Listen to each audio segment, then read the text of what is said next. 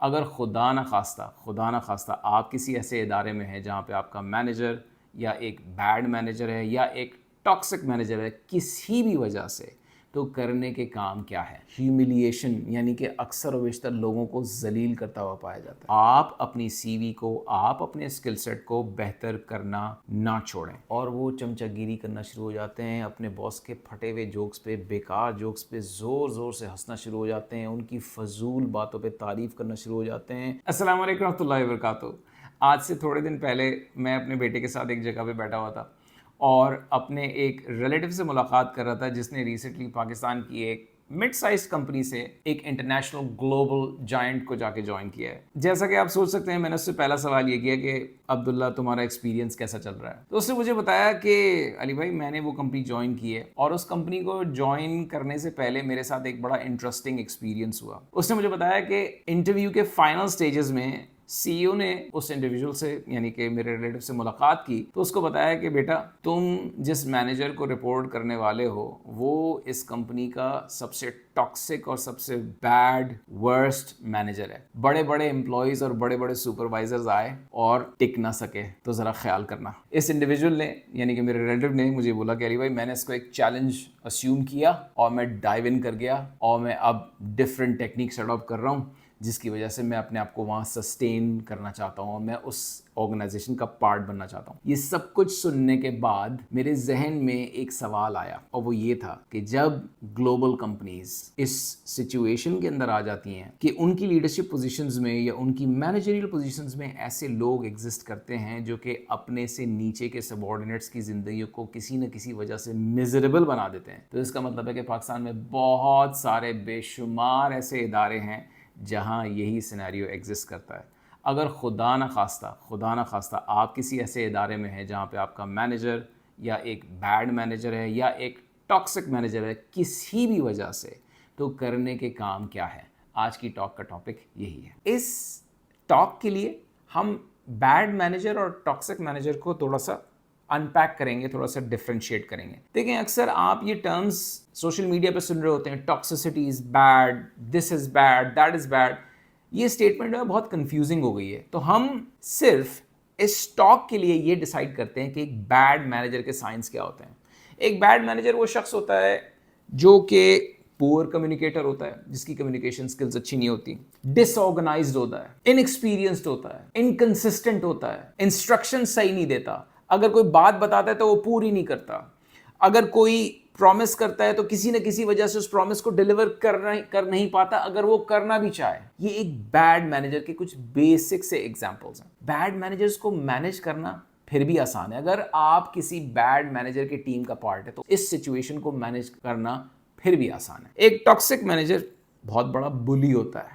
एक toxic manager humiliation, यानी कि अक्सर व बेशतर लोगों को जलील करता हुआ पाया जाता है। एक टॉक्सिक मैनेजर बहुत मैनिपुलेटेड होता है, यानी कि वो सिचुएशंस को बड़ी तेजी से मैनिपुलेट कर देता है। एक टॉक्सिक मैनेजर लोगों का क्रेडिट स्टील करता है, यानी कि टीम के अंदर अगर कोई अच्छा काम हुआ तो सारा का सारा क्रेडिट अपने ऊपर ले जाता है, और अगर खुदा ना खास्ता कोई सिचुएशन खराब हो गई, कोई प्रोजेक्ट डिलीवर नहीं हुआ, क्लाइंट के साथ बुरा हो गया, तो सारा का सारा ब्लेम अपने से नीचे वाली टीम के ऊपर फिट कर देता है। मैं आपको दोबारा ये बात कहूंगा कि अगर आप एक बैड मैनेजर के साथ स्टकअप हो चुके हैं तो आप फिर भी किसी न किसी तरह से अपनी सिचुएशन को बेटर कर सकते हैं, अपनी सूरत हाल को बेहतर कर सकते हैं, अपनी वर्क क्वालिटी को सामने रखते हुए आगे ऑर्गेनाइजेशन में बढ़ सकते हैं। लेकिन अगर खुदा ना खास्ता आपका मैनेजर टॉक्सिक है तो फिर सिचुएशन को हैंडल करने के लिए बहुत डिफरेंट टेक्निक, बहुत ही डिफरेंट लाएअमल चाहिए होता है। करने का काम क्या है? अगर आप एक ऐसी सिचुएशन के अंदर आ चुके हैं जहां पे आप समझते हैं कि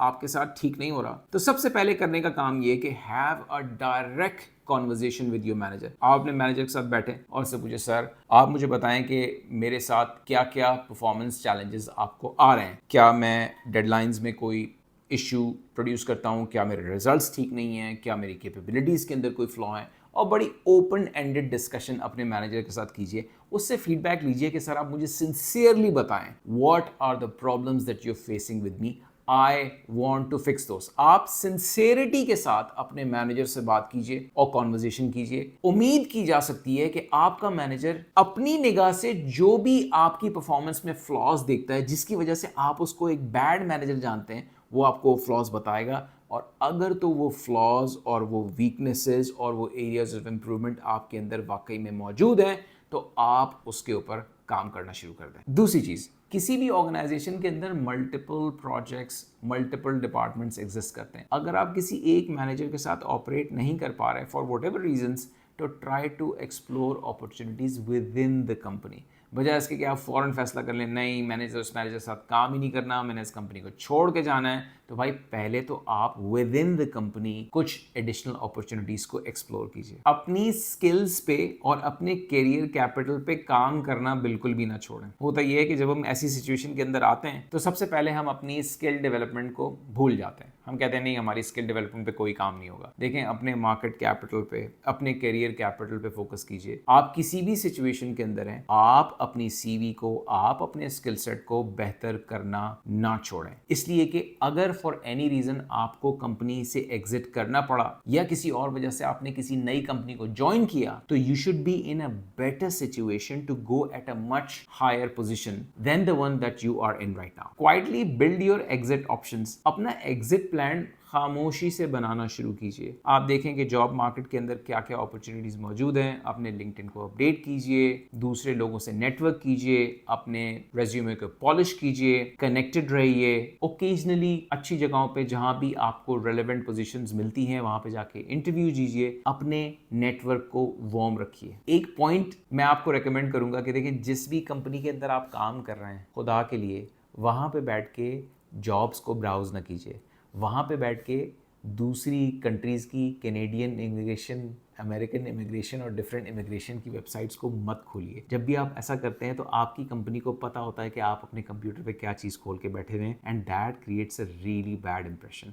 अगर आपने रिसर्च करनी है मार्केट के बारे में तो do it outside of office hours. अपने घर पे जाके रिसर्च कीजिए कि मार्केट कहाँ जा रही है, सिचुएशन क्या है, जॉब अपॉर्चुनिटीज़ क्या हैं। It creates a really bad impression in front of your current employer अगर आप बैठ के उन्हीं के ऑफिस के अंदर रेज्यूमेस ब्राउज कर रहे होते हैं और रेज्यूमेस सबमिट कर रहे होते हैं। कंपनीज के अंदर एचआर एक ऐसा एरिया होता है जहां पे जाके अगर एक सिक्योर चैनल एग्जिस्ट करता है तो आप एचआर से भी जाके बात कर सकते हैं कि आपको फलाने मैनेजर के साथ कुछ प्रॉब्लम्स, चैलेंजेस फेस हो रहे हैं। लेकिन इस चैनल को एक्सप्लोर करने से पहले आप अपनी कंपनी के कल्चर को बेहतर जानते हैं। आप ये देख लीजिए कि क्या वो चैनल सिक्योर है, क्योंकि अमूमन छोटे इदारों के अंदर एचआर मैनेजर से बहुत क्लोजली लिंक्ड होता है। कंपनीज अपनी मैनेजमेंट को प्रोटेक्ट करती हैं, और अगर कोई एम्प्लॉय गया और जाके एचआर को कोई कंप्लेन की, अपने मैनेजर के बारे में बताया, तो दैट कैन ऑल्सो बैकफायर। तो इस ऑप्शन को आप एक्सप्लोर कर सकते हैं, लेकिन बहुत वाइजली इस्तेमाल कीजिए। Protect your mental health. अपनी मेंटल हेल्थ को खुदा के लिए प्रोटेक्ट कीजिए। बैड मैनेजर्स या टॉक्सिक मैनेजर्स लोगों के ऊपर, एम्प्लॉयज के ऊपर बहुत सीवियर मेंटल स्ट्रेस कॉज करने का एक बड़ा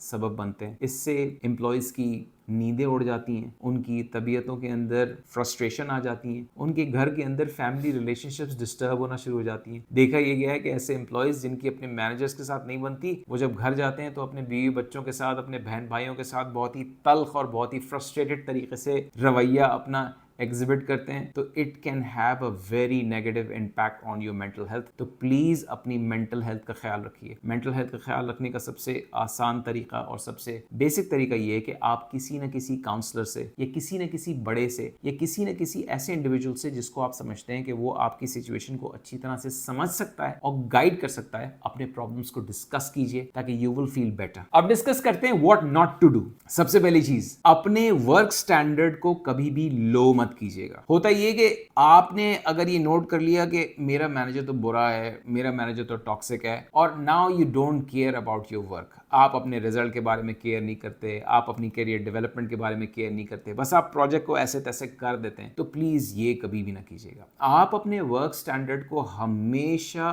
ऊपर से ऊपर, आगे से आगे बढ़ाइएगा, no matter what kind of manager you have. अगर आपने अपना वर्क स्टैंडर्ड गिराना शुरू कर दिया तो याद रखिएगा इसकी सबसे ज्यादा सफरिंग आप ही को होगी। आपके मैनेजर को मजीद जस्टिफिकेशंस मिल जाएंगी कि वो आपको मजीद हैमर करे और आपको मजीद पनिश करे। जब मैनेजर्स बुरे होते हैं तो उसका नेचुरल रिएक्शन ये होता है कि सारी टीम मिलके कॉफी ब्रेक पे, लंच ब्रेक पे या स्मोक ब्रेक पे बाहर मिलके एक टोला बनाती है और सब के सब बाहर खड़े होकर उस मैनेजर की बुराइयां करते हैं, उसकी ग़ीबतें करते हैं। तो मेरी इल्तिजा और आपसे रिक्वेस्ट ये है कि खुदा के लिए सबसे पहला काम जो कि आपको नहीं करना वो ये है कि प्लीज ऐसे टोले के अंदर और ऐसी गीबत की, बैकबाइटिंग की, लॉबिंग की एनवायरनमेंट के अंदर जहां पे उस मैनेजर के बारे में बुराइयां डिस्कस हो रही हो, प्लीज उसका पार्ट ना बनिए। अगर आप उस चीज का पार्ट बनते हैं और वो इंफॉर्मेशन वहां से स्प्रेड होती है, आपकी कंप्लेन्स होती हैं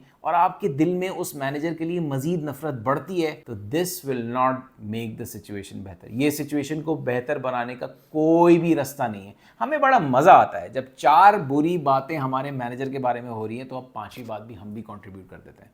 तो you want to avoid these kinds of lobbying, these kinds of tactics and these kinds of गीबत सर्कल्स जहां पे सिर्फ और सिर्फ आपके मैनेजर के बारे में बुराई हो रही हो। आपका मैनेजर जितना भी बुरा हो, खुदा के लिए चमचागिरी मत कीजिएगा। बहुत सारे लोग ये करते हैं कि देखते हैं कि यार हमारा मैनेजर बहुत हमें जलील करता है, बहुत बुरा करता है, बहुत टॉक्सिक है, तो वो क्या करते हैं, यार इसकी जरा चमचागिरी करो, मामला सेट हो जाएगा। और वो चमचागिरी करना शुरू हो जाते हैं, अपने बॉस के फटे हुए जोक्स पे, बेकार जोक्स पे जोर जोर से हंसना शुरू हो जाते हैं, उनकी फजूल बातों पे तारीफ करना शुरू हो जाते हैं, उनकी शर्ट के कलर के ऊपर और छोटी छोटी चीजों के ऊपर बड़ी बड़ी तारीफों के पुल बांधना शुरू हो जाते हैं। प्लीज आपने ये चमचागिरी नहीं करनी, क्योंकि अगर आपने खुदा न खास्ता अपने बॉस की चमचागिरी करना शुरू की सिर्फ प्रोटेक्शन लेने के लिए उसके जुल्म से, तो आप एक ऐसे प्रोग्राम पे साइन अप कर रहे हैं जिस प्रोग्राम को साइन अप करने के बाद आपको चमचागिरी मुसलसल करनी पड़ेगी, क्योंकि जैसे ही आप चमचागिरी स्टॉप करेंगे आपका बॉस, आपका मैनेजर आपको दोबारा उसी स्पाइरल में ले जाना शुरू कर देगा। इमोशनल कैरियर डिसीजंस आपने नहीं लेने। मैंने बहुत दफा ये देखा है कि सर हमने रिजाइन कर दिया क्योंकि वो हमारा मैनेजर जो है ना वो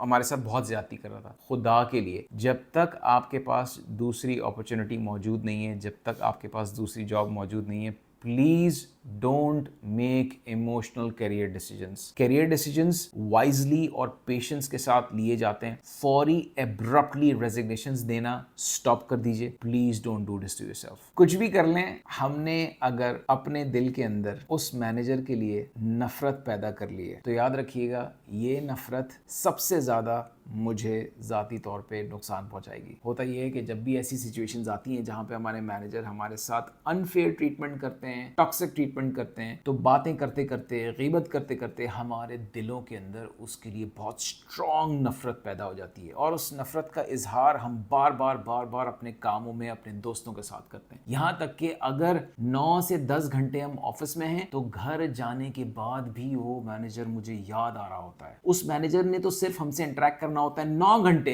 लेकिन घर जाने के बाद भी 24 घंटे के लिए मैंने अपने दिमाग में उस मैनेजर को बसा लिया होता है और मैं उससे नफरत बढ़ाता रहता हूँ। इस नफरत से सबसे बड़ा नुकसान जो आपको होता है वो ये है कि आपकी पॉजिटिव मेंटल एनर्जी, आपकी इमोशनल हेल्थ, आपकी मेंटल हेल्थ, आपकी करियर प्रोग्रेस, आपकी परफॉर्मेंस, सारी चीजों के ऊपर एक सटल और बड़ा क्लियर किस्म का इम्पैक्ट, नेगेटिव इम्पैक्ट प्रोड्यूस होना शुरू हो जाता है। आपको चीजें अच्छी नहीं लगती। जब आपके दिल के अंदर किसी के लिए भी नफरत पैदा हो जाती है और उस नफरत को आप बहुत डीपली रूटेड कर लेते हैं तो आप उस मोबाइल फोन की मानंद हो जाते हैं जिसके अंदर एक वायरस आ जाता है। और वायरस आने के बाद होता क्या है, आपका फोन एकदम से स्लो चलना शुरू हो जाता है। आपका फोन एकदम से बहुत ज्यादा बैटरी कंज्यूम करना शुरू हो जाता है। कॉल आती है तो आते आते रुक जाती है और आप सरप्राइज हो जाते हैं कि क्या हो गया।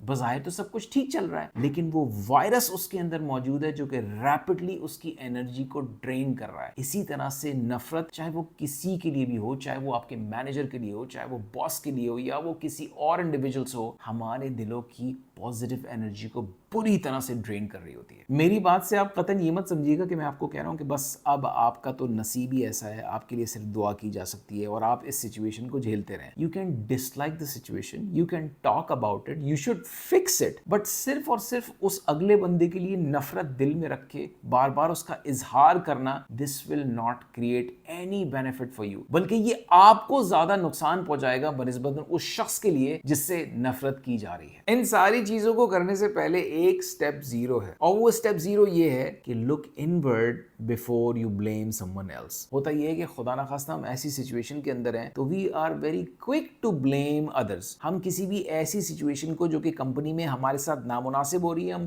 फौरी तौर पे ब्लेम करते हैं अपने मैनेजर को कि हमारा मैनेजर ठीक नहीं है, वो तो उठते बैठते हमें जलील करता है, वो तो हर डेडलाइन के ऊपर हमें बुरा कर रहा होता है। सबसे पहले मैं आपको ये कहूँगा कि प्लीज़ अपने आप को एवेल्युएट कीजिए कि क्या प्रॉब्लम मेरे साथ तो नहीं है। हो सकता है सिचुएशन ऐसी हो कि कुछ प्रॉब्लम्स आपके परफॉर्मेंस के अंदर, कुछ प्रॉब्लम आपके डेवलपमेंट, आपकी स्किल सेट के अंदर कुछ प्रॉब्लम्स ऐसे हों जिन प्रॉब्लम्स की वजह से आपको आपकी कंपनी में पनिशमेंट, आपको आपकी कंपनी के अंदर बैड ट्रीटमेंट मिल रही हो। याद रखिएगा, अगर मेरी परफॉर्मेंस सब पार है, अगर मेरी परफॉर्मेंस लो है, तो मैं दुनिया की किसी भी अच्छी कंपनी में चला जाऊं, मेरा मैनेजर कितना भी अच्छा हो, मुझे मार तो पड़ेगी, मुझे पनिशमेंट मिलेगी, मुझे सुनने को मिलेगी। अगर मेरी अपनी परफॉर्मेंस के साथ चैलेंजेस हैं, तो मैं किसी भी एनवायरनमेंट के अंदर चला जाऊं, चाहे मेरा मैनेजर कितना भी अच्छा हो, मैं उस एनवायरनमेंट के अंदर ज्यादा देर सस्टेन नहीं कर सकता, because ultimately I will be asked to resign. Manager शायद मुझे मोहब्बत से मेरे सामने एक टर्मिनेशन लेटर रख दे और बोल दे भाई कल से मत आना। मैं आपसे कुछ सवालात करता हूं जो कि आप अपने आप से करें, और उन सवालात को करने के बाद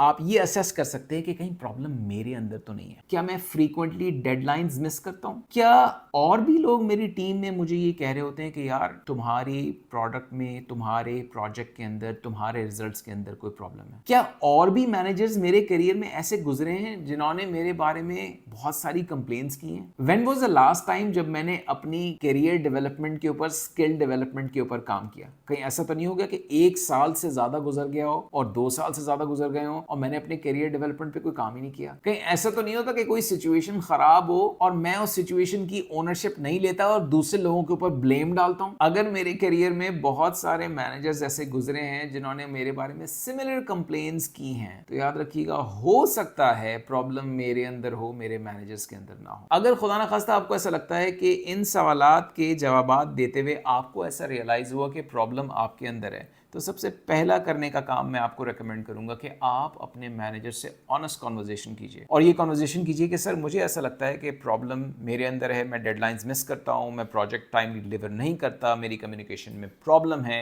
ये प्रॉब्लम है, जो भी आपने आइडेंटिफाई किया आप उससे रिकन्फर्म कीजिए, और कोई एक वीकनेस लेके 30 दिन उस पर लगाइए। कोई भी एक वीकनेस उठाइए, उसके ऊपर 30 डेज लगाइए और उस वीकनेस को अपनी स्ट्रेंथ में तब्दील करने की कोशिश कीजिए। इस्लाह अमल से इंशाअल्लाह आपको ऐसा लगेगा कि आपके ताल्लुकात आपके मैनेजर से बेहतर होना शुरू हो जाएंगे। और अगर किसी वजह से आपके ताल्लुकात आपके मैनेजर के साथ बेहतर ना भी हुए, तो you will be well equipped to transition to a new role wherever the market। हमारी हर वीडियो एक सिंगल पेज एक्शन डॉक्यूमेंट के साथ आती है। आप इस वीडियो के डिस्क्रिप्शन के अंदर इस डॉक्यूमेंट को बाआसानी डाउनलोड कर सकते हैं। डाउनलोड करने के बाद मैं रेकमेंड करूंगा कि आप उसको एक बार लिख ज़रूर लें और किसी से शेयर ज़रूर कर लें, और इस चीज़ का नीयत और इरादा करें कि आप उसको अपनी लाइफ में इम्प्लीमेंट करेंगे। अगर आपने ये सारे स्टेप्स कर लिए, तो इंशाल्लाह जो कुछ इस वीडियो में शेयर किया गया है, आप उसको अपनी ज़िंदगी में बाआसानी इम्प्लीमेंट कर सकेंगे।